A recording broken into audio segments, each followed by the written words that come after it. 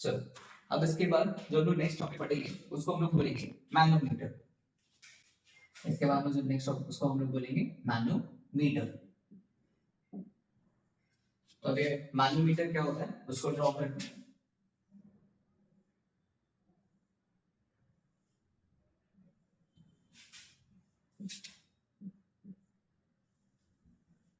ये कुछ इस तरह का दिखता है। इसमें पहले तो यहाँ पे इधर साइड क्या होता है, इधर मर्क्यूरी फिल होता है। स्टार्टिंग में कुछ भी प्रेशर पसंद नहीं है, तो ये दोनों ट्यूब्स सेम है। Now this is open to atmosphere. ये क्या होता है, ओपन टू एटमॉस्फेयर। और यहाँ पे क्या होती है, गैसेस फिल होती है। इसमें हम लोग गैस के प्रेशर को निकाल सकते हैं, ये उसके लिए काम होता है। अब होगा क्या कि गैस का प्रेशर लगाएगी, इस पॉइंट को सी बोल देता है। जब गैस प्रेशर लगाएगी तो ये जो मर्क्यूरी कैसे ऊपर की तरफ आएगा, हाँ इधर क्या होगा कि ये जो मर्क्यूरी है वैसे कुछ राइज कर जाएगा।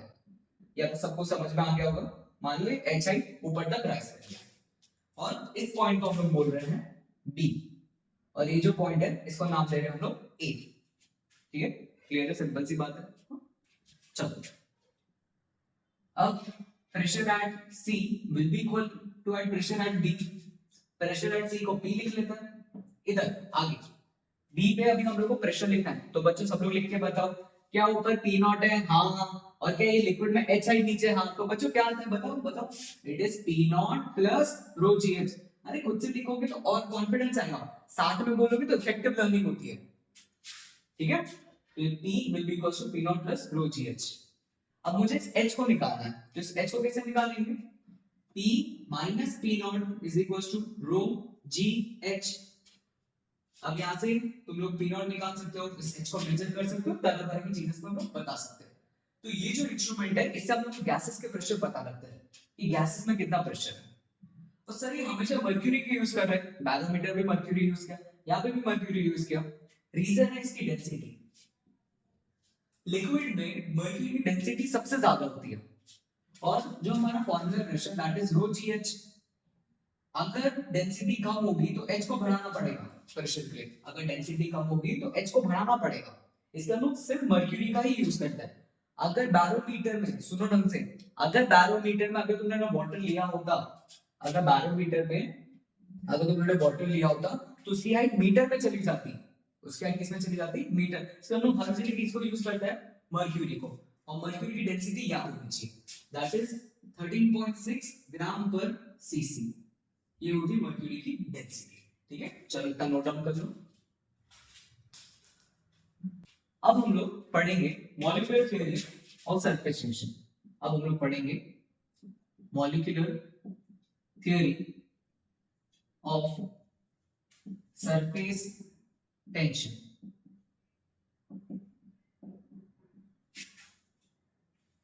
अब हम लोग पढ़ेंगे molecular theory of surface tension. चलो ये सरफेस टेंशन देखना बोर्ड्स के लिए काफी ज्यादा इंपॉर्टेंट रखता है। ठीक है, हर साल हम लोग को एक क्वेश्चन इस टॉपिक से हम लोग को जरूर देखने को मिलता है, तो ज्यादा इस पे अच्छे से हम लोग ध्यान देंगे। ठीक है, चलो अब जब तुम टेक्स्ट बुक ओपन करोगे ये मॉलिक्यूलर थ्योरी में, वहां पे बहुत सारे टर्म्स दिए हुए हैं, उसको हम लोग को ढंग से समझना है। ठीक है, पहला एक टर्म है जिसको लोग बोल रहे हैं कोएसिव फोर्सेस। क्या बोल रहे हैं बच्चों, कोएसिव फोर्सेस। कोएसिव फोर्स का मतलब क्या होगा, this is the force between same type of molecules. ये जो फोर्स है this is the force between same type of molecules। ये सेम टाइप ऑफ मॉलिक्यूल्स में क्या लगता है, एक्सर्ट होता है। तो मैं भी पानी वो भी पानी, दोनों एक दूसरे में फोर्स लगा रहे हैं, तो उसको लोग क्या नाम देंगे बच्चों, कोएसिव फोर्सेस। दूसरा अडेसिव फोर्सेस। अडेसिव फोर्सेस, अब दूसरा है adhesive forces. Other, so this is the force between two different substance, two different substance। उसको हम लोग क्या बोलेंगे बच्चों, अडेसिव फोर्सेस। मतलब पानी और गुड़, प्लास्टिक और पानी, मतलब कोई भी दो अलग अलग सब्सटेंस पे लगने वाले फोर्स को हम लोग क्या बोलेंगे, अडेसिव फोर्सेस। ठीक है, जैसे कि लाइक जो फेविकॉल वो सब होता है उनमें लिखा होता है अडेसिव। इसका मतलब क्या होगा कि वो कोई भी दो चीज को अच्छे से, मतलब उसमें इतना फोर्स लगता है कि वो कोई भी दो चीज को क्या करता है अच्छे से चिपका सकता है। इसको लोग अडेसिव नेचर बोलते हैं। ठीक है, तो ये दोनों टर्म्स को हम लोग अच्छे से याद होना चाहिए। अब उसके आगे बात करते हैं। पहले तो ये समझते हैं कि सर सरफेस टेंशन है क्या, कब से सरफेस टेंशन आप चला रहे हो। हमने ना आइडियल में भी बात की थी कि सरफेस टेंशन नहीं होता, तो ये क्यों है, ये कैसे है, ठीक है, तो उन सब पे हम लोग बात करेंगे। टेंशन लेने की जरूरत नहीं है, आराम से मत समझ में आएगा तो देखो, ठीक है। एक एक्सपेरिमेंट बोलूंगा, तुम लोग जरूर करके देखना। चलो पहले बात करते हैं इस पे कि ये आता है, होता है देखा सबने, बट ये आता क्यों, उसके पीछे का अब हम लोग प्रॉपर रीजन समझेंगे।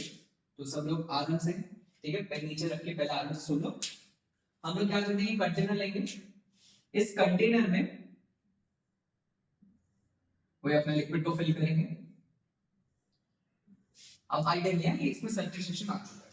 देखो अब मैं तुम लोग को बोलूंगा कि इधर एक मॉलिक्यूल ए है, ये जो मॉलिक्यूल है क्या अपने आजू बाजू हर मॉलिक्यूल क्या करेगा, क्या इसको अट्रैक्ट करेगा, हाँ, इस मॉलिक्यूल को हर कोई क्या करेगा, अट्रैक्ट करेगा। देखो ढंग से, मैं 3-4 वर्ड्स का यूज करूंगा, ठीक है। इसको हम लोग नाम देंगे मॉलिक्यूलर रेंज, मतलब मैं जहां तक चीजों को अट्रैक्ट कर सकता हूं उसको मैं क्या नाम दूंगा, मॉलिक्यूलर रेंज, ओके। और ये जो मॉलिक्यूलर रेंज है वो 10 की पावर -6 या 10 की पावर -9 तक होता है। Please make sure text book में सब डेटा रीड करना। उसको हम लोग क्या नाम देंगे, मॉलिक्यूलर रेंज, मतलब जहां तक मेरा फोर्स लगना पॉसिबल है वो हमारे लिए क्या होगा, मॉलिक्यूलर रेंज। मैं कोई दूर वाले मॉलिक्यूल पे फोर्स नहीं लगा सकता, मैं सिर्फ आजू बाजू वाले मॉलिक्यूल्स पे क्या लगाऊंगा, फोर्स। तो मैं हर आजू बाजू वाले मॉलिक्यूल पे फोर्स लगाऊंगा, मेरे जितने भी मॉलिक्यूल्स आजू बाजू में मैं उन सब में क्या लगाने वाला हूं, फोर्स, ठीक है। या मैं बोल सकता हूं कि वहां तक ही मेरा क्या है, इन्फ्लुएंस, मेरा जो इन्फ्लुएंस है वो सिर्फ यहां तक ही है, जहां तक मॉलिक्यूलर रेंज इफेक्टिव है, जहां तक मॉलिक्यूलर रेंज इफेक्टिव है वहां तक ही मैं फोर्स लगा सकता हूं। क्या एक स्फीयर जैसा बन गया, इसलिए इसको बोलते हैं हम लोग स्फीयर ऑफ इन्फ्लुएंस, इसलिए इसका नाम क्या पड़ा, sphere of influence. Text book बाजू में रखो, वहां पे सब टर्म्स दिए हुए। पहले मैंने टर्म बोला मॉलिक्यूलर रेंज, और उसके बाद टर्म क्या बोला, स्फीयर ऑफ इन्फ्लुएंस, क्या बोला, स्फीयर ऑफ इन्फ्लुएंस। अब आगे समझते हैं, ये जो मॉलिक्यूल है इसको हर जगह से फोर्स लग रहा है, तो एकदम ऐसे शांति से बैठ जाएगा, क्योंकि हर जगह से लोग को धक्का दे रहे हैं ना, तो ये शांति से बैठ जाएगा। इसमें नेट फोर्स क्या हो जाएगा, 0। और ये कौन सा स्टेट होगा, इक्विलिब्रियम का। मैं शांति से बैठ गया हूं, तो ये कौन सा स्टेट होगा बच्चों, इक्विलिब्रियम का। मान लो कि हम लोग थोड़ा सा और ऊपर जाते हैं, इधर पे ये पॉइंट, ये मॉलिक्यूल बी है, इधर भी क्या होगा, क्या फोर्सेस लगेंगे, तो यहाँ पे भी, तो यहाँ पे भी क्या होगा, हर तरफ से इसको फोर्सेस लगने वाले हैं, तो इधर भी एफ नेट क्या हो जाएगा, 0। अगर एफ नेट 0 हो गया तो ये भी क्या होगा हमारे लिए, इक्विलिब्रियम, ये भी हमारे लिए क्या होगा बच्चों, इक्विलिब्रियम, ठीक है। ये तो चलो सरफेस के अंदर की कहानी, that is the bulk of liquid. लेकिन जब मैं ऊपर जाऊंगा तब क्या होगा, जब मैं ऊपर जाऊंगा तब क्या होगा, तो मैं ऊपर गया, यहाँ पे तुम लोग देख पा रहे हो कि ऊपर तो भाई लिक्विड ही नहीं है, तो सारा फोर्स कहाँ लगेगा, क्या नीचे की तरफ लगेगा, हाँ सर सही तो बोल रहा हूँ। अरे ऊपर तो लिक्विड ही नहीं है, तो सारा कुछ नीचे की तरफ लगेगा। क्या अब एफ नेट 0 हुआ, नहीं, उसको भी नीचे की तरफ एक कंटिन्यूअसली फोर्स लगते जा रहा है। क्यों, नीचे क्या है, स्टेबिलिटी है। तो हो क्या रहा है कि जो मॉलिक्यूल्स लिक्विड की सरफेस पे होते हैं उन सबको एक नेट फोर्स नीचे लगता है, उन सबको क्या होता है, एक नेट फोर्स नीचे की तरफ लगता है। तो एक टाइप का टेंशन बिल्ड हो जाता है, सबको नीचे की तरफ एक फोर्स लगते जाता है। ऐसा मानो कि वो चाय में मलाई हो जाती है, दूध में मलाई हो जाती है, वैसे समथिंग तुम लोग इमेजिन करो कि सबको नीचे की तरफ एक फोर्स लगते जा रहा है, और उसी को लोग क्या नाम देते हैं, सरफेस टेंशन। यहाँ पर लोग रीजन समझ रहे कि सरफेस टेंशन क्यों आ रहा है, ठीक है। अभी और भी बातें करनी है, यहाँ पर लोग रीजन समझ रहे कि सरफेस टेंशन क्यों आ रहा है, ठीक है। तो इस चीज को अच्छे से नोट डाउन कर लो, फिर आगे बढ़ते हैं।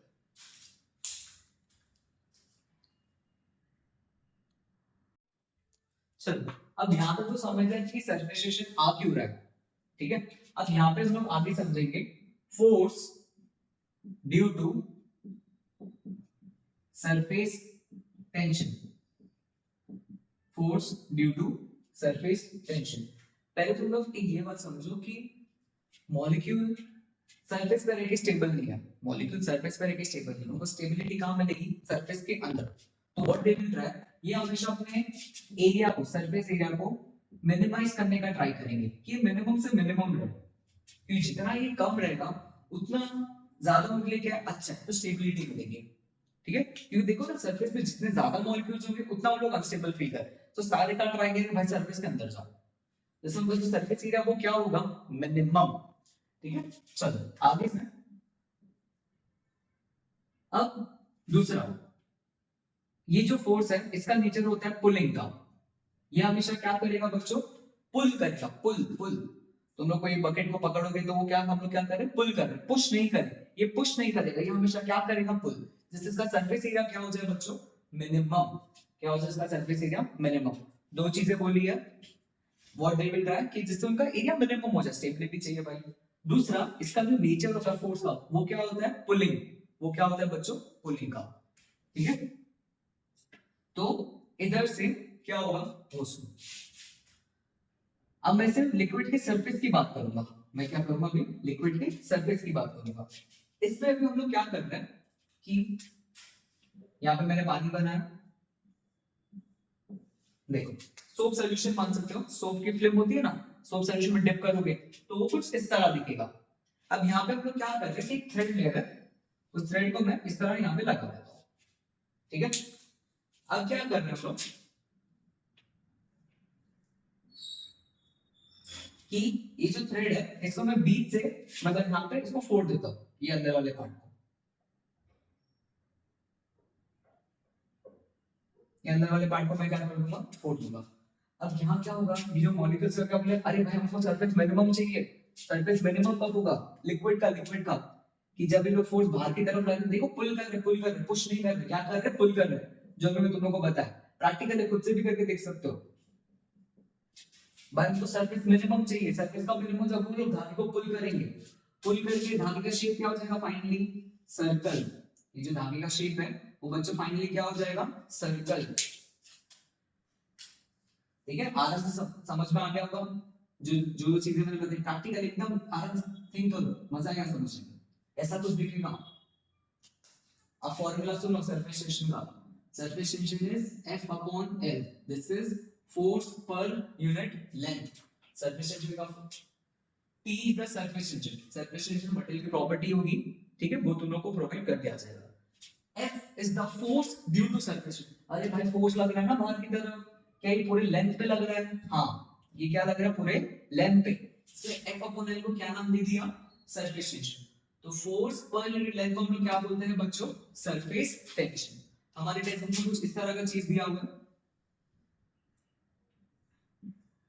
कि वायर को उठा के यहाँ पे रख दिया, जब इस वायर को रखेंगे तो उनका फिर काम क्या है भाई, सरफेस को मिनिमम करना, तो क्या करना है, क्या करना शुरू, क्या इसको पुल करना शुरू कर देंगे, हाँ इस सारे के सारे क्या करेंगे, इसको पुल करना शुरू कर देंगे, जिससे इसका सरफेस, उन लोगों को चाहिए सरफेस कैसा ना कैसे मिनिमम रहे, तो लोग हमेशा क्या करेंगे, पुल करेंगे, जिससे उनका सरफेस क्या हो जाए, मिनिमम।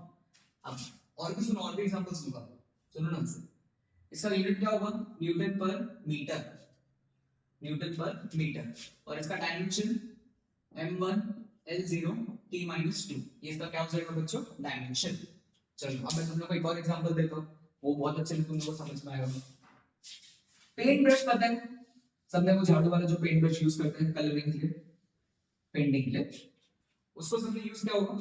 उसमें एक चीज नोटिस करना कि पहले क्या होता है, ये जो हमारा पेंट ब्रश, थोड़ा सा बड़ा दिखा दो उसमें, ऐसे कुछ है पेंट ब्रश है, ज्यादा डिसिप्लिन का, ये हमारा पेंट ब्रश है। जब इस पेंट ब्रश को तुम लोग ऐसे पानी में डिप करते हो, इस पेंट ब्रश को तुम लोग इस पानी में डिप करते हो, और जब पानी से बाहर निकालते हो बच्चों, क्या देखने को मिलता है, क्या पेंट ब्रश ऐसे कुछ हो जाता है, सर ये क्यों हो गया, या जब तुम लोग नहा के बाहर निकलते तो पूरे से बाल ऐसे हो जाते हैं, क्या रीजन है वो समझो, कि जब तुम लोग इसको पानी में डालते हो तो ये जो ब्रिसल्स हैं उनके बीच में पानी आ जाता है, हाँ ये पानी आ गया ना। अब पानी क्या चाहता है कि उसका एरिया क्या हो जाए, मिनिमम, उसका एरिया क्या हो जाए, मिनिमम। तो ये लोग क्या करते हैं, इसको पुल करते हैं, इसको क्या करते हैं लोग, पुल करते हैं, सब इसको क्या करते हैं लोग, पुल करते हैं, जिससे वो जो लेयर है पानी का वो क्या हो जाए, सरफेस मिनिमम हो जाए। और जब सारे मिनिमम हो जाता है तब ये कुछ इस तरह दिखता है, तब ये वाली चीज क्या हो जाती है, कुछ इस तरह दिखती है। ठीक है, अब समझ में आ गया होगा सरफेस टेंशन कहाँ पे होता है। ठीक है, और भी एग्जांपल डिस्कस करेंगे, पहले यहाँ पे इसका फोर्स एंड इसका यूनिट डायमेंशन को कॉपी करो। ठीक है, फिर आगे बढ़ते हैं।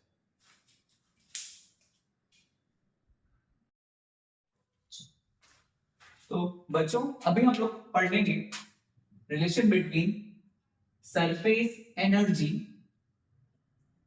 And surface tension, surface energy and surface tension. ठीक है, लास्ट हम लोग पहले देख चुके कि सरफेस टेंशन क्या होता है, उसके बाद फोर्सेस वो सब कैसे लगता है। लाइक अगर हम लोग एक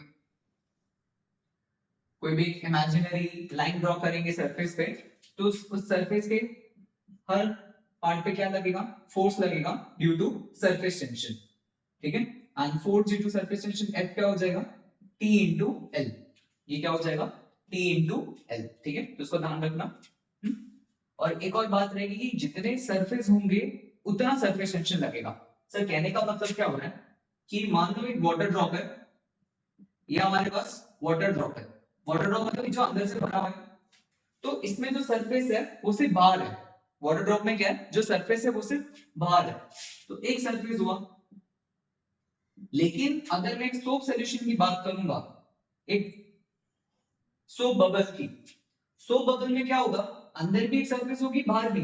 अरे वो अंदर से भी खाली होता है बाहर से भी होता ना, तो इसमें कितने सरफेस होंगे बच्चों, दो सरफेस। कितने होंगे, दो सरफेस। तो जब मैं सरफेस टेंशन लिखूंगा तो अंदर भी लगेगा और बाहर भी लगेगा। क्यों सर, सरफेस फिनोमेना है ना, तो मुझे सरफेस कम करना है, तो जितने सरफेस होंगे उतनी बार इस फॉर्मूले को मुझे अप्लाई करना पड़ेगा, मतलब इसको मुझे 2 से मल्टीप्लाई करना पड़ेगा।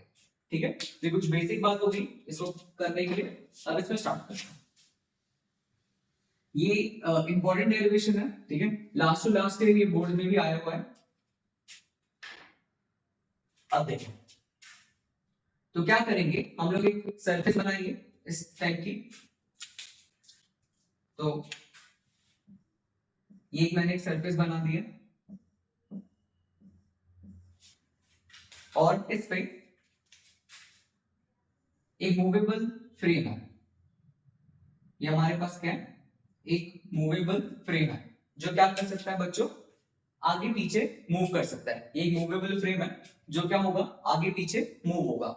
अब इसमें हम लोग क्या करेंगे, तुम लोग अभी ढंग से बताना। ठीक है, ये तो फिल्म है, ये क्या करेगी कि अपना सरफेस मिनिमम करने का ट्राई करेगी। हाँ, तो ये फोर्स का ना करेगी बच्चों अंदर, लेकिन अब मुझे इसको क्या करना है, बाहर की तरफ खींचना है। तो मैं क्या करूंगा, उतना ही इक्वल फोर्स एफ डैश लगाऊंगा, उतना ही क्या करूंगा, एफ डैश, मतलब बहुत धीरे धीरे धीरे। अब उससे क्या होगा कि इसका जो एरिया वो बढ़ जाएगा, इसका एरिया क्या होगा, बढ़ेगा। मतलब ये कुछ इधर आ गई, मान लो इसने dx डिस्प्लेस किया, तो ये जो अभी सरफेस है वो ये आ जाए, ये मान लो ये p, ये q था, ये p डैश और ये q डैश। ओके, अभी क्या हो रहा है वो समझो कि जब मैं ये वर्क करूंगा, भाई फोर्स लगा मैं वर्क कर रहा हूं ना, मैं जो ये वर्क करूंगा, this work will be stored in form of potential energy. ये जो मैं वर्क कर रहा हूं वो किस फॉर्म में जाके स्टोर हो रहा है, पोटेंशियल एनर्जी। और इस पोटेंशियल एनर्जी को हम लोग क्या नाम दे रहे हैं, सरफेस एनर्जी। ढंग से समझो कि जब मैं इसको खींचूंगा तो मैं काम कर रहा हूं, मेरा जो काम है इस सरफेस की फिल्म में किस फॉर्म में जाके स्टोर हो जाएगा, पोटेंशियल एनर्जी के फॉर्म में क्या हो जाएगा, ये स्टोर हो जाएगा। इसलिए हम लोग बहुत ज्यादा खींचेंगे तो ज्यादा एनर्जी चली जाती है, इसलिए सरफेस एरिया कभी फट भी जाता है। अब ये जो छोटा सा मैंने वर्क डन किया है, छोटा सा जो मैंने क्या किया है, वर्क डन किया है, उस वर्क डन का फॉर्मूला क्या हो जाएगा, एफ डैश इंटू dx। अब ये जो एफ डैश है ये एफ के बराबर है, and F is the force due to surface change. तो इसको कैसे लिखेंगे, ये 2TL हो जाएगा। 2TL क्यों, एक इधर की तरफ भी सरफेस है और एक पीछे की तरफ भी तो सरफेस है, इधर भी है और इधर भी है, और इसका लेंथ कितना दिया हुआ है, L। इसका लेंथ कितना दिया हुआ है बच्चों, L। तो ये 2L इंटू dx हो जाएगा। यहां से t को निकालेंगे 2L इंटू dx, ये आ जाएगा dw। ये ट्रायंगल दिख रहा है, सॉरी रेक्टेंगल, इसका एरिया क्या हो जाएगा, L इंटू dx होगा, आगे और पीछे का। तो यहां से dw क्या मिल जाएगा, t into da। t into, या हम लोग बोल सकते हैं delta w will be T into delta A and this delta U is T into delta A. ये रिलेशन आ जाएगा सरफेस टेंशन और सरफेस एनर्जी के बीच में, या यहां से हम लोग सरफेस टेंशन ये डिफाइन कर सकते हैं, surface tension is surface energy per unit area. क्या डिफाइन कर सकते हैं? Surface tension is surface energy per unit area. ठीक है, तो ये देख लो बहुत सिंपल है। पहले वर्क लिखा, फिर force due to surface tension 2L ds को क्या लिखा, dA लिखा, तो बस आगे रिलेशन इतना से ही पूछा उन्होंने। ठीक है, तो कर लो कॉपी।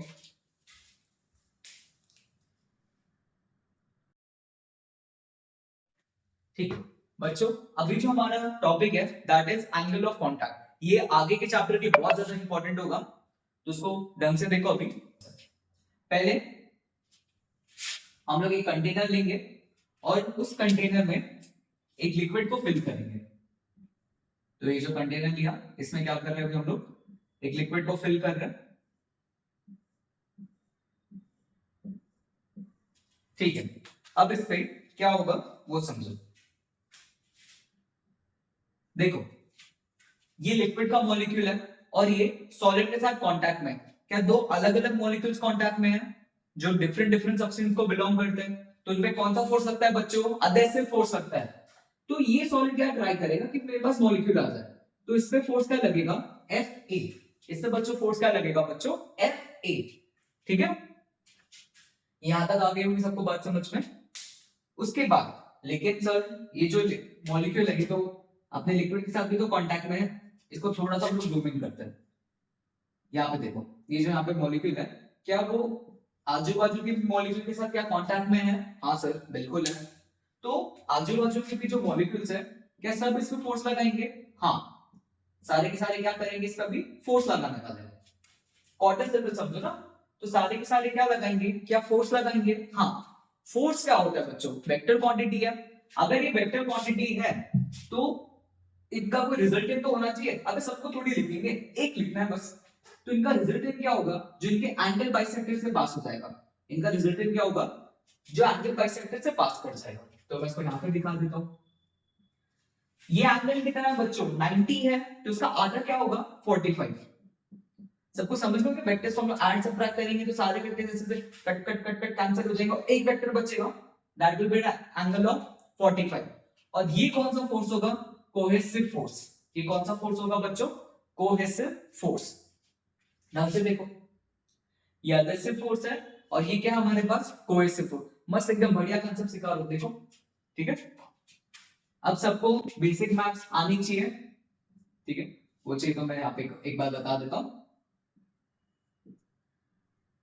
नाउ अगर मान लो ये r है, ये एंगल थीटा है, तो थीटा के साथ वाला क्या होता है बच्चों?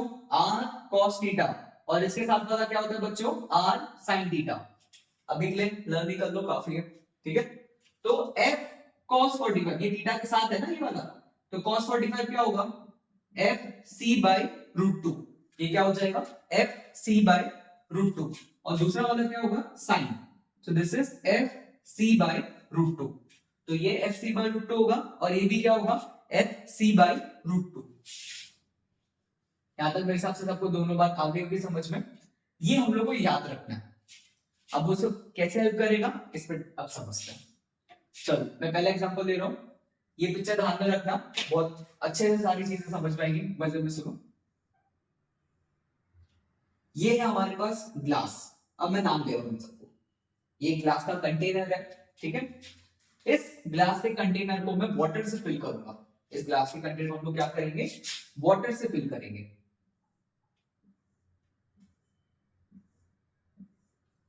एक ग्लास के कंटेनर को मैंने क्या किया? वाटर से फिल किया। तो अब ढंग से समझना कि क्या क्या होगा। ग्लास में क्या होगा कि अब इसमें एडहेसिव फोर्सेस भी लगेंगे और कोहेसिव फोर्सेस भी लगेंगे। वाटर में क्या होता है कि एडहेसिव फोर्सेस ज्यादा लगते हैं। एक क्वेश्चन बोलते हैं कि पानी गीला क्यों होता है, यूपीएससी में पूछा था, पानी गीला क्यों होता है? उसका रीजन है कि वाटर में एडहेसिव फोर्सेस ज्यादा लगते हैं as compare to cohesive forces. इसलिए जब हम लोग पानी को टच करते हैं तो हमारे लिए जो एडहेसिव फोर्स ज्यादा स्ट्रांग है, तो पानी हमारे हाथ में लग जाता है। तो यहाँ पे भी क्या होगा कि ये जो एफ ए है ये ज्यादा है as compare to F C by √2। अब इधर से 5 लग रहा है, इधर से 3 लग रहा है, तो मैं 5 की तरफ चले जाऊंगा ना।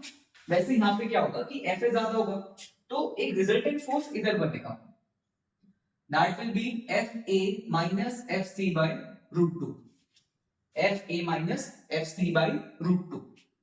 दूसरा,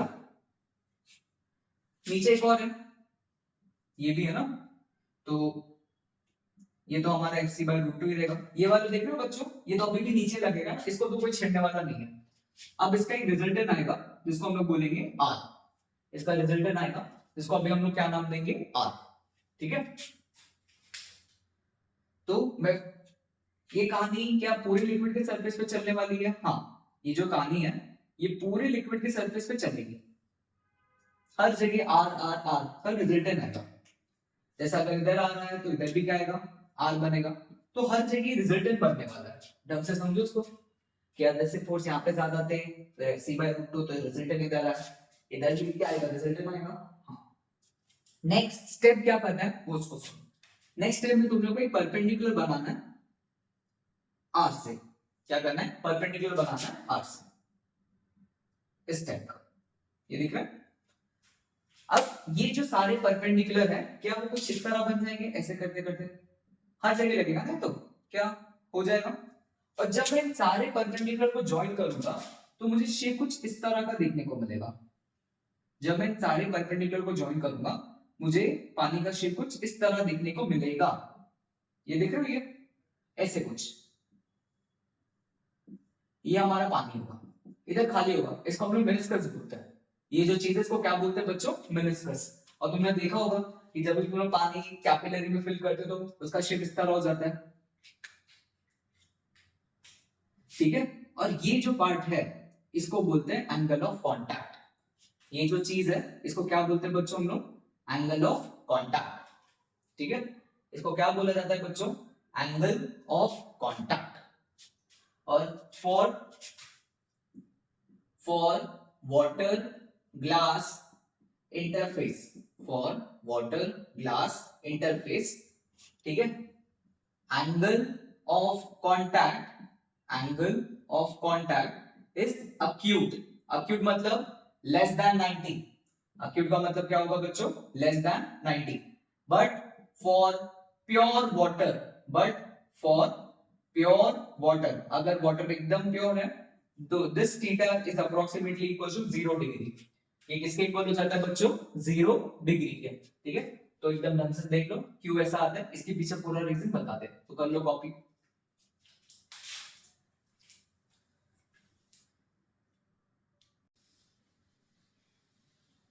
अब हम देखेंगे कि जब हम लोग मर्क्यूरी को ग्लास में रखेंगे तो क्या होगा। यहाँ पर चेक करना भी, या फिर ये डायग्राम बनाने वालों, अब तुम लोग को मर्क्यूरी को रखना है। ठीक है, और फिर जब हम लोग एक इसके बाद में दोनों चीजों को कंक्लूड भी करा दूंगा। ठीक है, तो यहाँ पर भी देखो, अभी के लिए सिर्फ शेप समझ लो कि शेप कैसे बनेगा। तो यहाँ तक होगी।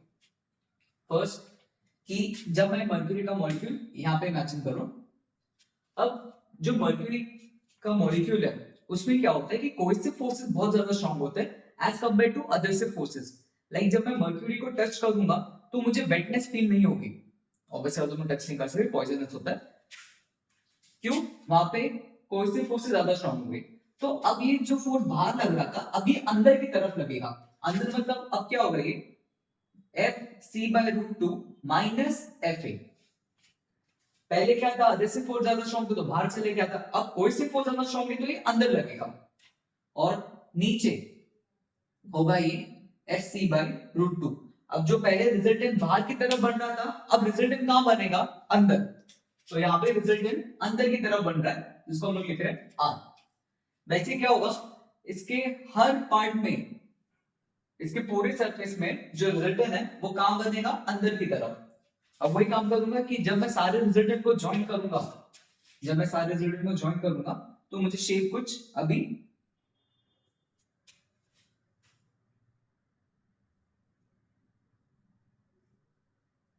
इस तरह,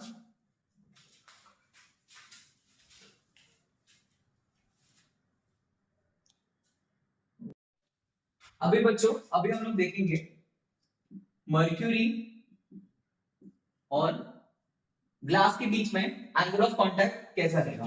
तो यहाँ पे क्या करोगे, इधर एक ग्लास लेंगे और इसमें अभी तुम लोग को मर्क्यूरी इमेजिन करना है। पहले हम लोग वाटर में देखे थे, अब मर्क्यूरी को देखेंगे, फिर लास्ट में दोनों चीजों को कंक्लूड करेंगे। अब सुनो कि मान लो यहाँ पे मर्क्यूरी का ड्रॉप है। अब जब मैं वाटर को टच करूंगा तो मेरा हाथ गीला हो जाएगा, लेकिन जब मैं मर्क्यूरी को टच करूंगा तो हाथ गीला नहीं होगा। क्यों?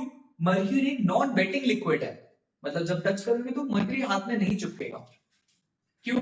वहां पे कोई फोर्सेस क्या होंगे, ज्यादा स्ट्रॉन्ग। अगर कोई से ज्यादा स्ट्रॉन्ग होंगे तो इसका रिजल्टेंट अभी कहां आएगा, अंदर। वाटर में कहां बना था, बाहर, तो यहाँ पे कहां बनेगा, अंदर।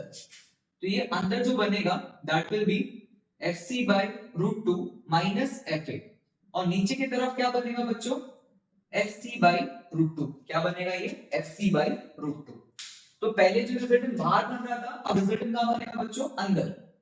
तो इसके पूरे सरफेस पे, इसके पूरे सरफेस पे क्या होगा, जो रिजल्टेंट है वो कहां देखने को मिलेगा, अंदर। यहाँ पे भी रिजल्टेंट कहां आएगा, अंदर। तो ये इतना हो गया। अब इस रिजल्टेंट से कोई नेक्स्ट स्टेप, इस रिजल्टेंट से क्या करेंगे, परपेंडिकुलर लाइन खींचेंगे। ये लाइन देख रहे हो, ये परपेंडिकुलर है ना, ये देखो। तो हर जगह हम क्या करेंगे, परपेंडिकुलर लाइंस को खींचेंगे।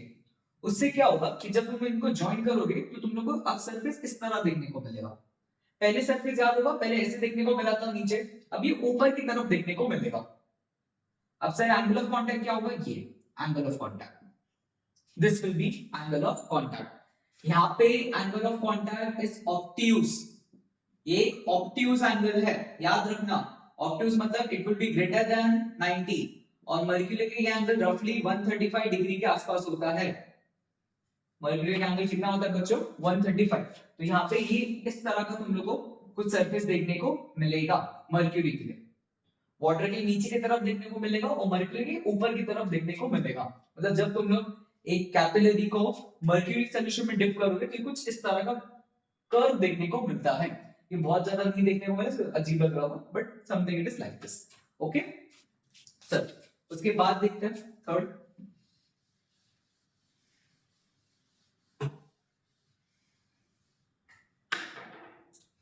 अब कुछ ऐसे भी सरफेसेस होंगे, अब कुछ ऐसे भी सरफेसेस होंगे जहां पे कांटेक्ट एंगल क्या बनेगा, 90। कुछ ऐसे भी सरफेसेस होंगे जहां पे ये जो कांटेक्ट एंगल है वो क्या बनेगा, 90। वो भी तुम लोग ध्यान रख सकते हो कि अगर मैं यहाँ पे सिल्वर यूज कर लूं ग्लास की जगह, और ये हमारे पास वाटर है, तो अगर मैं सिल्वर और वाटर यूज कर रहा हूं, in that case angle theta कितना हो जाता है, 90। बस एक्स्ट्रा बात है, थोड़ा सा ध्यान रख लेना। अब हम लोग इन सारी चीजों को कंक्लूड करेंगे तो ढंग से समझोगे, ठीक है। तो जब मैं बाहर सिल्वर यूज करूंगा और अंदर वाटर होगा तब एंगल ऑफ कांटेक्ट क्या बनेगा बच्चों, 90। चलो आगे भी देखो इस पे।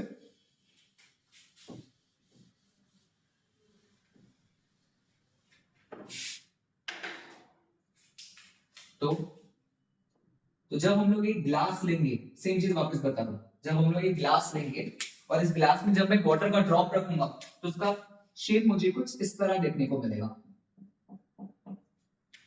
और उसी दौरान उसी ग्लास में जब मैं एक मर्क्यूरी के ड्रॉप को रखूंगा, वो जो मर्क्यूरी का ड्रॉप है उसका शेप कुछ मुझे इस तरह देखने को मिलेगा। तुम लोग गूगल पे सर्च करके देख सकते हो, उसका शेप कुछ इस तरह देखने को मिलेगा। This is water droplet and this is mercury droplet. ये हमारे लिए क्या है, ये वाटर ग्लास इंटरफेस है और this is mercury glass interface. अब एंगल ऑफ कांटेक्ट का डेफिनेशन सुनो। क्या करेंगे, जब एक लाइन तुम लोग लिक्विड और सॉलिड में खींचोगे, लिक्विड और सॉलिड के इंटरफेस पे एक लाइन खींचोगे और एक लाइन लिक्विड और एयर के इंटरफेस पे खींचोगे, तो ये जो एंगल बनेगा, इस एंगल को बोलेंगे हम लोग एंगल ऑफ कांटेक्ट।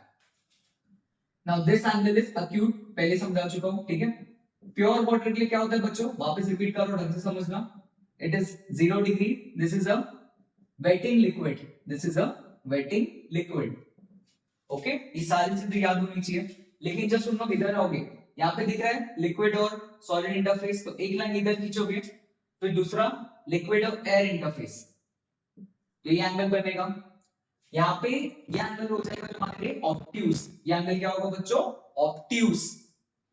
ठीक है, और ये एंगल कितना होता है? 135।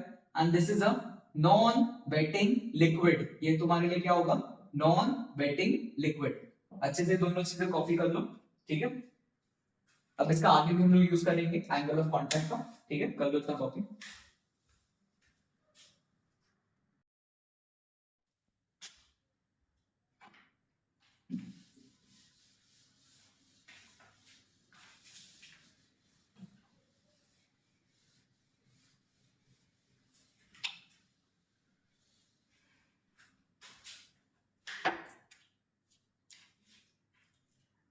तो बच्चों अभी हम देखेंगे factors affecting angle of contact. Factors affecting angle of contact. ठीक है, उसमें पहला मैं ले रहा हूं टेम्परेचर। उससे पहले हम लोग क्या देख रहे हैं? टेम्परेचर। अब टेम्परेचर में सुनना, मैं तुम लोग से ये पूछ रहा हूं कि हॉट सूप टेस्टी क्यों लगता है? तुम मुझसे क्वेश्चन क्या है? हॉट सूप टेस्टी क्यों लगता है? अब सिंपल सा रीजन है कि जब तुम लोग देखो कि सूप ठंडा हो जाता है तो उसमें लेयर जैसी जम जाती है, मतलब सूप का सरफेस टेंशन बढ़ जाता है। जब सरफेस टेंशन बढ़ेगा तो जो सूप है हमारे टेस्ट बड के साथ अच्छे से मिक्स नहीं होगा, इसलिए हम लोग को अच्छा नहीं लगता। और जो गर्म सूप होता है, तो यहाँ पे हम लोग बोल सकते हैं कि जब हम टेम्परेचर बढ़ाएंगे तो जो सरफेस टेंशन है वो क्या हो जाएगा? कम। और जब हम टेम्परेचर कम करेंगे तो सरफेस टेंशन क्या हो जाएगा बच्चों? बढ़ेगा। ये रीजन है कि हम लोग को हॉट सूप टेस्टी क्यों लगता है, कि जब सूप गर्म होगा तो उसमें सरफेस टेंशन कम होगा तो हमारे टेस्ट बड के साथ क्या होगा? वो अच्छे से मिक्स हो जाता है। यही रीजन है कि जब हम लोग को क्लोथ्स को वॉश करना होता है, वी प्रिफर हॉट वाटर। हम लोग गर्म पानी को ज्यादा चूज करते हैं, क्यों? गर्म पानी से क्या होगा? सरफेस टेंशन कम होगा, तो इजीली जो वाटर है वो क्या करेगा? कपड़ों में पेनिट्रेट करेगा और डर्ट को अच्छे से क्या करेगा? क्लीन करेगा। तो पहला क्या हो जाएगा इसमें? टेम्परेचर। ठीक है, अब दूसरा बात करते हैं। दूसरा भी समझ लो। दूसरे वाले में क्या होगा कि अब अगर मैं कोई ये लेता हूं इम्प्योरिटी, ठीक है, अगर मैं कोई सोल्युबल इम्प्योरिटी लेता हूं जैसे NaCl इन वाटर, जैसे नमक को मैं जब मैं पानी में डालूंगा तो वो अच्छे से डिसॉल्व हो जाएगा, उससे सरफेस टेंशन क्या हो जाता है? बढ़ जाता है। उससे सरफेस टेंशन क्या होता है बच्चों? बढ़ जाता है। लेकिन कोई अगर मैं इनसॉल्युबल चीजें डाल दूंगा, इनसॉल्युबल या स्पेरिंगली सॉल्युबल, मतलब जो थोड़ा सा क्या हो? सॉल्युबल हो, जो क्या हो? थोड़ा सा सॉल्युबल हो। अगर ऐसी कोई चीज मैं यूज कर रहा हूं, for example detergent in water, जब ऐसी चीजों को यूज करेंगे जो इनसॉल्युबल या थोड़ा सा सॉल्युबल है, वो केस में सरफेस टेंशन क्या हो जाता है? कम हो जाता है। वो केस में क्या होता है? सरफेस टेंशन कम हो जाता है। इसका यूज करके हम लोग अपने वही क्लोथ्स को क्या कर सकते हैं? इजीली वॉश कर सकते हैं। तो जब हम लोग पानी में डिटर्जेंट को ऐड करेंगे तो उससे सरफेस टेंशन क्या होगा? कम होगा। तो हम लोग क्लोथ को क्या कर पाएंगे? इजीली वॉश कर पाएंगे। तो अभी तक क्या पढ़ा? पहला टेम्परेचर, जब टेम्परेचर बढ़ेगा तो सरफेस टेंशन क्या होगा? कम होगा। और जब टेम्परेचर कम होगा तो सरफेस टेंशन बढ़ जाएगा। दूसरा, अगर कोई चीज सोल्यूबल है, वाटर का एग्जांपल ले लेते हैं, तो उसका सरफेस टेंशन क्या हो जाता है? बढ़ जाता है। लेकिन कोई चीज स्पेरिंगली सोल्यूबल है, इनसोल्यूबल, तब सरफेस टेंशन क्या हो जाता है? कम। इसका हम डिटर्जेंट को यूज करते हैं पानी में, जिससे हम लोग क्लोथ्स को क्या कर सके? इजीली वॉश कर सके। ठीक है ना? चलो, अब जो हम लोग पढ़ेंगे that is excess pressure, excess pressure inside a bubble, या चलो ड्रॉप ले लेते हैं।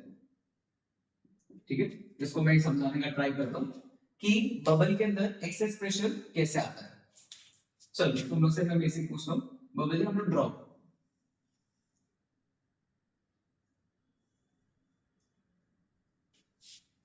अब यहाँ पे बस ये मुझे बताओ कि ये है P आउटसाइड और ये है P इनसाइड, ठीक है बच्चों। वाटर का ड्रॉप है और वाटर के सरफेस पे क्या होंगे बच्चों, क्या मॉलिक्यूल्स होने वाले हैं? हाँ।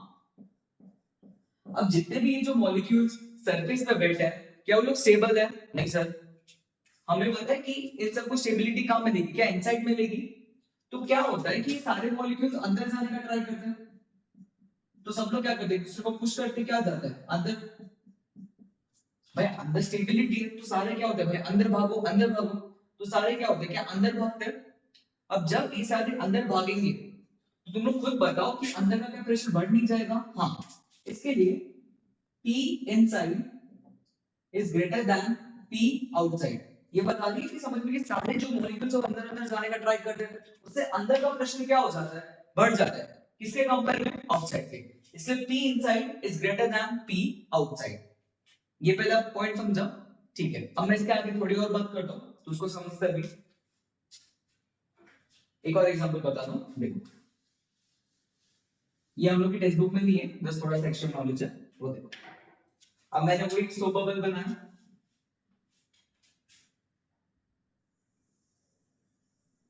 अब इसमें क्या करेंगे, इसको ऐसा आधे पार्ट में तुम लोग कट कर दो।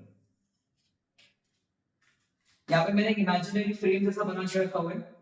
ये इमेजिनरी फ्रेम क्या होगा, क्या ये लोग एक दूसरे पे क्या एग्जर्ट करेंगे, किस तरह का फोर्स एग्जर्ट करने वाले हैं? हाँ, ध्यान से समझो, वो जो लाइन है उस लाइन के अक्रॉस क्या होगा, सरफेस टेंशन लगेगा, तो ये दूसरे पे क्या एग्जर्ट करेंगे, ये फोर्स।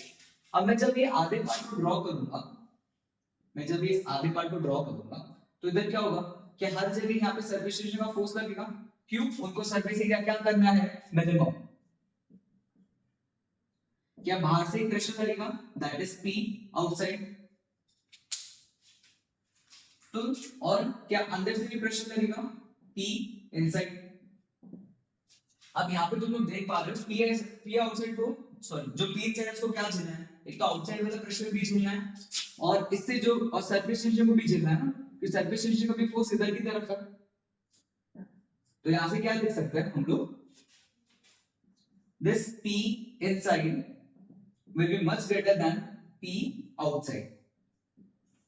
अब हम लोग को काम क्या करना है, डेल्टा P को निकालना है। अब हम लोग को काम क्या करना है, कि डेल्टा P को निकालना है कि चेंज इन प्रेशर क्या हो रहा है। हम लोग को काम क्या करना है, इस डेल्टा P को निकालना है, तो हम उस पे काम शुरू करते हैं, ठीक है। तो देखना अभी, अभी तक हम लोगों ने सिर्फ ये देखा है कि जो P इनसाइड होता है वो क्या होता है, P आउटसाइड से ज्यादा होता है। अब लेकिन इसका डिफरेंस कितना होगा उस पर बात करते हैं कि what is this excess pressure. तो एक एक करके अभी देखना है इसमें।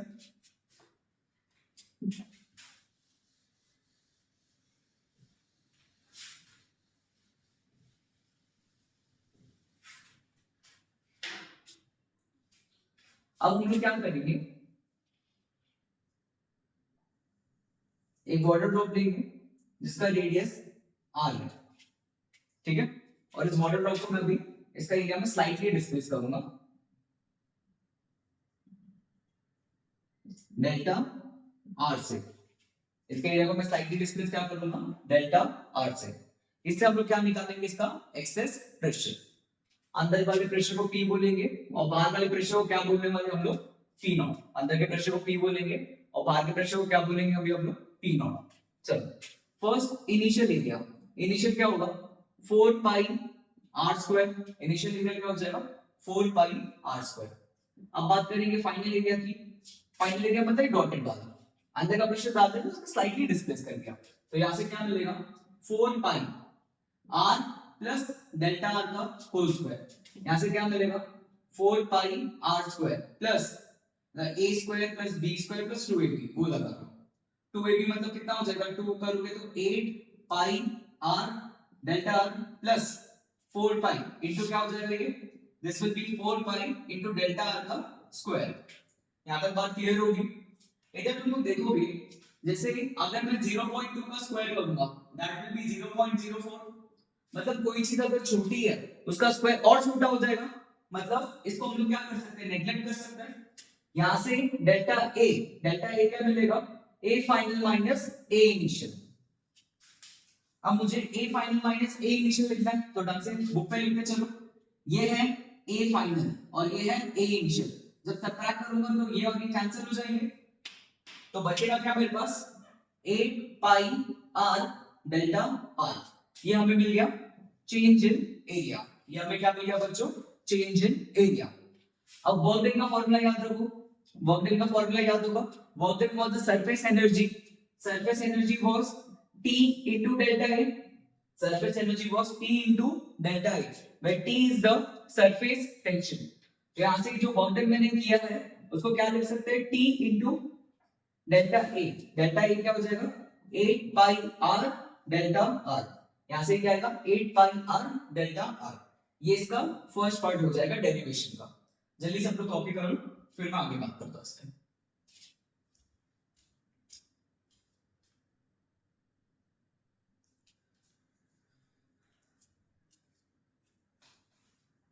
ठीक, अब देखते हैं इसमें। तो एक अपना फर्स्ट पार्ट निकाल दिया, दूसरा भी देखो।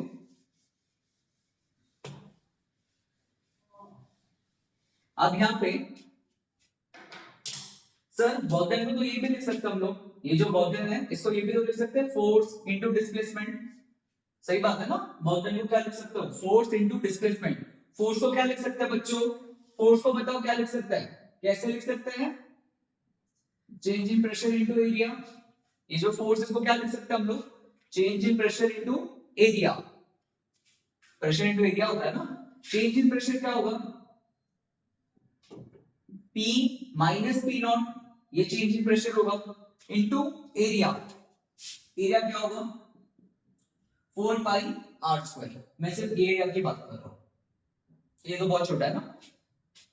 इनटू डिस्प्लेसमेंट कितना हो जाएगा डेल्टा आर। ये हमने वर्क डन ले लिया।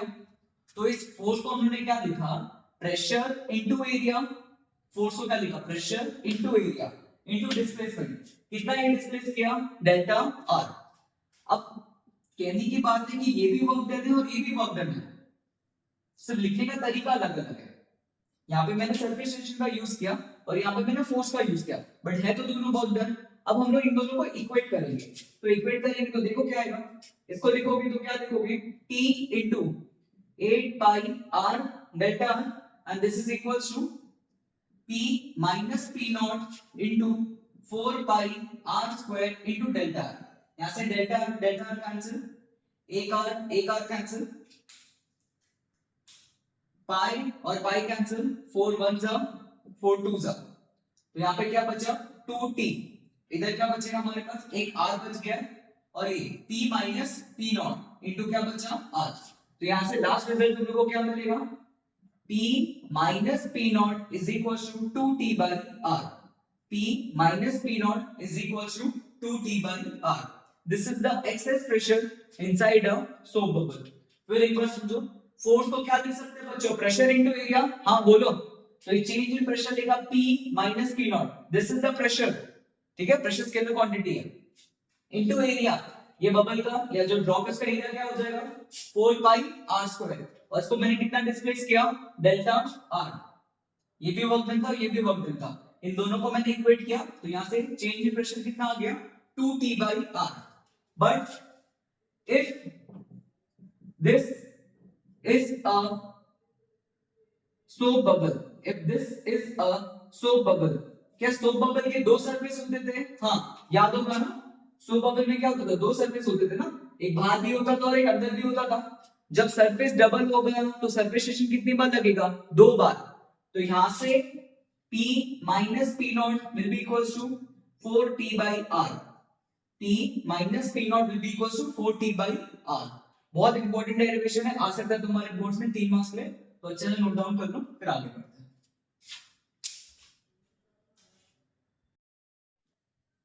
अब हम पढ़ेंगे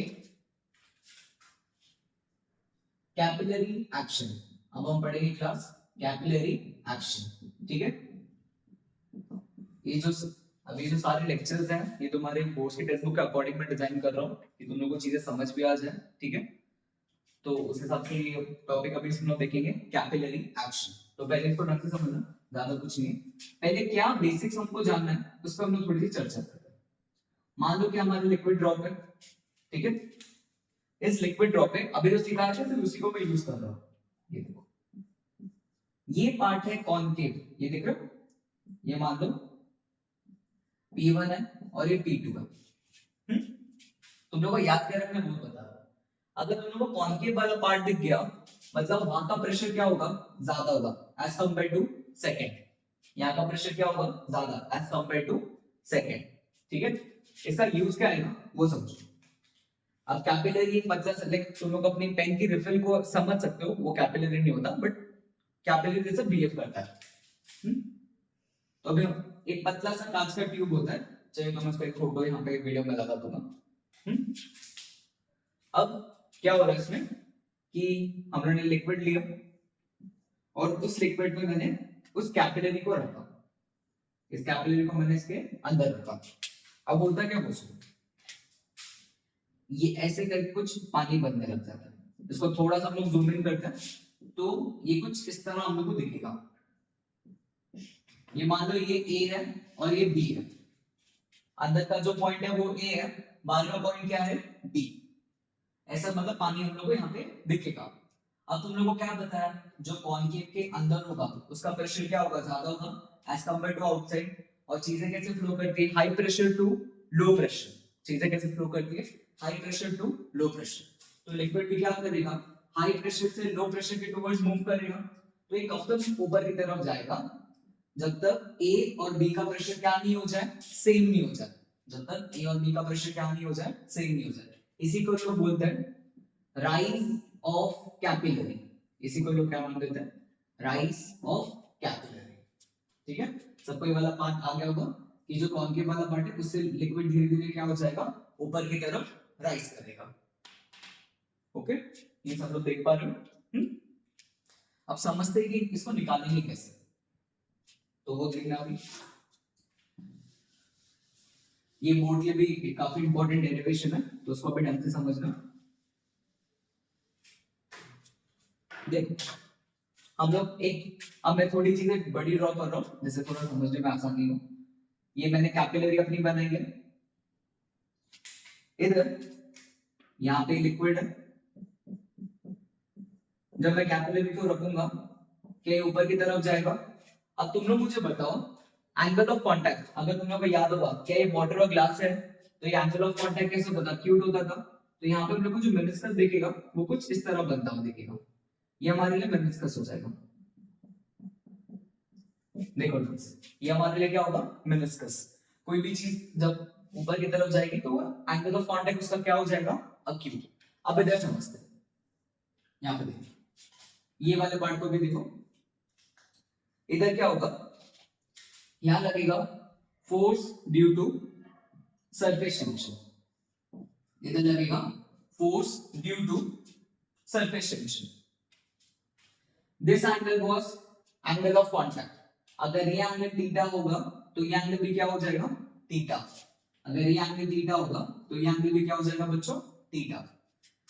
अब इधर से एफबीडी, थीटा के साथ वाला क्या होता था, क्या कॉस होता था, तो ये ft इनटू क्या होगा, cos थीटा। और इधर भी क्या होगा, ft into cos theta. Surface tension along the surface लगता है ना, इसलिए मैंने इसके अलोंग फोर्स दिखाया। ठीक है, अब सुनो इसके बाद, क्या ये सरफेस टेंशन हर पॉइंट पे लगने वाला है, क्या ये f cos थीटा क्या हर जगह लगेगा, हाँ इतनी बात भी ठीक है सर। अब जो दूसरा कंपोनेंट है that is ft into sin theta, ये भी जो कंपोनेंट है वो है ft इनटू sin थीटा। और sin थीटा और sin थीटा क्या हो जाएगा, अपोजिट में लग रहा है ना, क्या हर जगह अपोजिट में लग रहा है तो कैंसिल हो जाएगा और सारा cos थीटा क्या हो जाएगा, add. Because of this force ये जो लिक्विड है कैपिलरी का वो ऊपर की तरफ राइज करेगा। बट सर कब तक राइज कर पाएगा, जब तक ये जो कैपिलरी का वेट है उसको बैलेंस नहीं करता है। अगर वेट ज्यादा होगा तो ऊपर कैसे राइज करेगा ना, पानी बढ़ते जा रहा है तो उसका वेट भी तो लगेगा, लगाओ दिमाग। तो ऊपर की तरफ जो फोर्स लगेगा दैट विल बी, इसका मैं रेडियस r मान लेता हूं कैपिलरी का, तो ये क्या आ जाएगा यहाँ पे बच्चों, एफ टी। अभी एफ टी हम लोग इसको टी लिख सकते हैं, टी cos थीटा इनटू क्या आएगा ये 2 पाई r। 2 पाई r मतलब इसका सर्कमफ्रेंस, इसका सर्कमफ्रेंस क्या हो जाएगा 2 पाई r। और ये किसको बैलेंस कर रहा होगा, m g को, where m is the mass of liquid। अब समझते हैं। तो ये सिलेंडर मान लो, ये सिलेंडर का कुछ हाइट h है, इधर आ जाओ, बेसिक समझते हैं। मास को क्या कैसे लिख सकते हैं, डेंसिटी इनटू वॉल्यूम। मास को क्या लिख सकते हैं बच्चों, डेंसिटी इनटू वॉल्यूम। और वॉल्यूम को क्या लिख सकते हैं हम लोग, एरिया इनटू हाइट। वॉल्यूम को क्या लिख सकते हैं, एरिया इनटू हाइट। इधर से एरिया क्या होगा, पाई आर स्क्वायर इनटू एच। तो ये हम लोग को मास मिलेगा। हर जगह ध्यान रखना कि मास को क्या लिख सकते हैं, डेंसिटी इनटू वॉल्यूम। वॉल्यूम क्या होगा, एरिया इनटू हाइट। एरिया को क्या लिख सकते हैं, पाई आर स्क्वायर। तो यहां से क्या आएगा, t cos theta into 2 pi r is equals to, mass को क्या लिखोगे, rho pi r square into g। यहां तक क्लियर है? ठीक है, देखो ढंग से क्या क्या किया हुआ है। एक तो फोर्सेस बना है, उसके दो common, cos theta sin theta. cos theta सबका क्या हो जाएगा, ऊपर की तरफ ऐड होगा, और उसको बैलेंस कौन करेगा, mg। मास को क्या लिखेंगे, डेंसिटी इनटू वॉल्यूम। वॉल्यूम क्या होगा, एरिया इनटू हाइट। आगे यहाँ पे अभी क्या होगा वो देखो, इधर से पाई और पाई कैंसिल, आर और आर कैंसिल, तो क्या बचा है यहाँ पे बचा 2t cos theta, this equals to, एक मिनट कुछ तो रहेगा h, हाँ इधर h भी आएगा ना, पाई r स्क्वायर इनटू h। तो यहाँ से क्या मिलेगा हम लोगों को, जो बचा है यहाँ से आ जाएगा रो, एक रो बचेगा r g h। तो यहाँ से h हम लोग को क्या मिलेगा, 2t cos थीटा अपॉन में रो r g। क्या फॉर्मूला बचेगा, 2t cos थीटा अपॉन में रो r g। बोलो बोलो साथ में बोलो, रन होगा 2t cos थीटा अपॉन में रो r g। where theta is the angle of contact, where theta is the angle of contact। ध्यान रखना बच्चों, वाटर के लिए, प्योर वाटर के लिए angle of contact was 0 degree, इसलिए वहां पे याद रखने को बोला था।